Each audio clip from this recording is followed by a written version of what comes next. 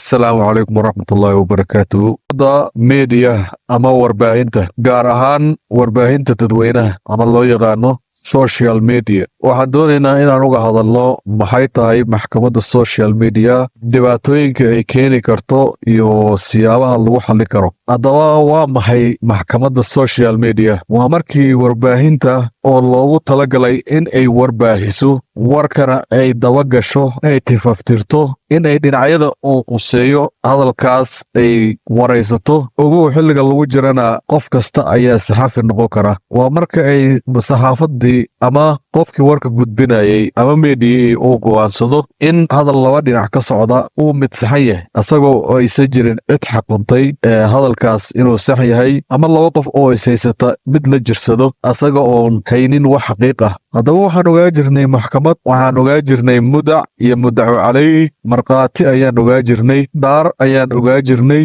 waa markii ay maxkamad tahay. waxaan ogaa jirnay dhanka kalena qareen iyo dacwad oogi xaakim waxyaabaha lamidka ah. laakiin markaan saxaafatay waxa ay soo gudubtay xadkii saxaafadeed, waxayna u soo gudubtay xadkii garsoorka. ayada ayaana markaas go'aamisay cidda qaldan cidda saxan iyo wixii la midka ah. haddaba meediyihii ama khaasatan social mediaha dadka ku jira waxaad arkaysaa qof hadlaya oo dacwoonaya. qofkaas waraysi ayaa laga qaadayaa, qofkaasu qof ayuu ka dacwoonayaa. in kasta oo ayba u badata dadka laga dacwoona ay yihiin nin iyo xaaskiis kala dacwoonaya, wiil iyo hooyadiis, hooyo iyo wiilkeed, gabar iyo hooyadeed, qof iyo macallinkiisii. adig waxyaaba saas ah ayaa hal dhinac ayaa la waraysanaya ayadoo on marka dhinacii kale la ogaan bal waxaas maxaa ka run ah, maxaa ka sax ah, maxaa ka qalad ah. qofkii hadalkiisa ayaa la qaadanayaa. waxaad arkaysaa in dadka dhan ay wareejinayaan qofkaas hadalkiisa oo laleeyahay qofkaas waa la dulmiyey, ayadoo ay dhici karto in qofkaas uu yahay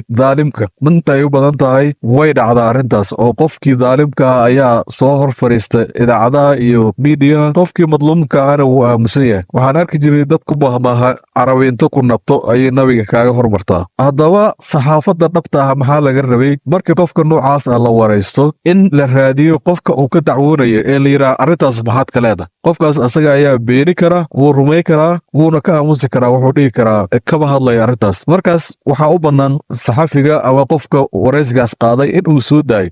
marar badan waxaan aragnaa qof asaga oo sheeganaya in la dulmiyey idaacadaha soo fadhiistay, warkiisii muddo dheer la waday, ay soo baxday inuu asagu daalimka yahay. waa meesha ay ka dhahaan qof dhaawaca haddii aad aragtid ha waraysan ilaa aad ka aragto qofkii asaga dhaawacay. maxaa yeele waxaa dhici karta in qofka dhaawacaasi u geystay uu dhintay uu meyd yahay saacaddan. haddaba dhibaatooyinka ay leedahay arrintaas maxaa ka mid ah? waxaa ka mid ah marmarka qaar qof aan waxba hadlayn in dhibaato loo geysto oo la subcad dilo. sida aan ognahana qofka muslimka sumcaddiisu waa qaali. waxaa laga yaabaa qofkii asaga oo la dulmiyey in waraysigii looga hormaray kadibna asagii la dhegaysan waayo, qofkii la dulmiyey la dhegaysan waayo oo lala jirsado qofkii wax dulmiyey. waxaa dhacda marar badan in qofka warbixinada noocaasa laga gudbiyey ay soo wajahaan dhibaatooyin sida in qofka familkiisa lagu ceebeeyo ceeb uusan si uu isaga dhaqo aqoon. waxaa dhici karta marmarka qaar in qofkii shirkad uu u shaqaynaya ayadoo sumcaddeeda ilaashanaysa ay qofkaasoo kale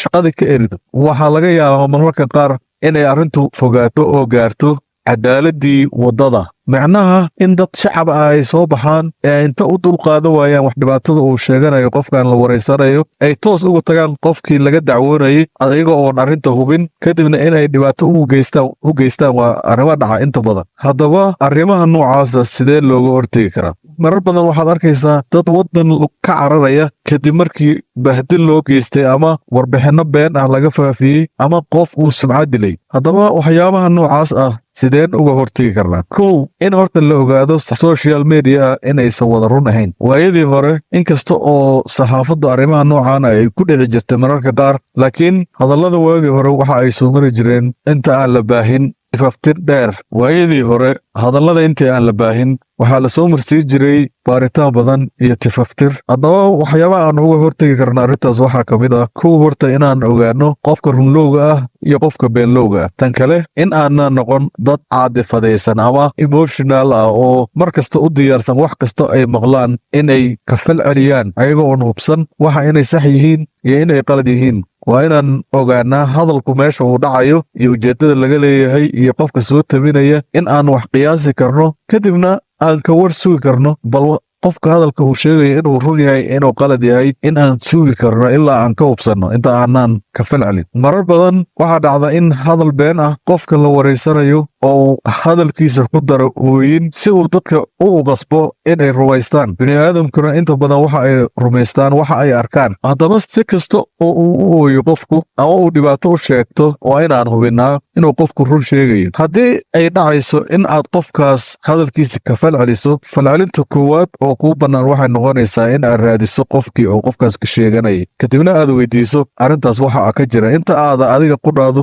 sii faafin dhibaatooyin kale iyo beeno kale iyo subcadid kale ugu dambayntiina waxaan ku soo gebagabeynayaa inaad xasuusato qofku mar kasta dembi ma laha ilaa lagu hubsado qofku waa dembi la'aan ilaa laga xakumo oo la ogaado oo markhaati iyo cadeymo iyo wixii lamid ah loo helo lana hubsado inuu dembiilo yahay in qof aan maxkamad marin dad caadi ah ay go'aan ka gaaraan ama saxaafad ha ahaadaan ama social media ha ahaadaan ay go'aan iska gaaraan oo yidhaahdaan qofkaas ayaa qaldan waa dembi weyn waan ogahay waxyaabaha annaga soomaaliya haddii aan nahay dhibaatooyinka ugu waaweyn noo keena waxaa ka mid ah in la waayey social justice sidaas darteedna ay noqotay qof kasta inuu sharciga gacantiisa ama afkiisa ku qaato qaladaad badan oo dhacana aysanba wax cawaaqiba keenin waxaa kaloo cajiib ah in qof maalin kasta been soo wariya iyo dad inta la waraysto dhibaato sheeganaya kadibna dhahaya baranka ay ahayd qofka arrimahaasoo kale soo gudbinaya in weli la dhegaysanayo hadalladiisana la rumaysanayo naftirkeeda ayaa nasiib darro kale ah qof shalay been kuu sheegay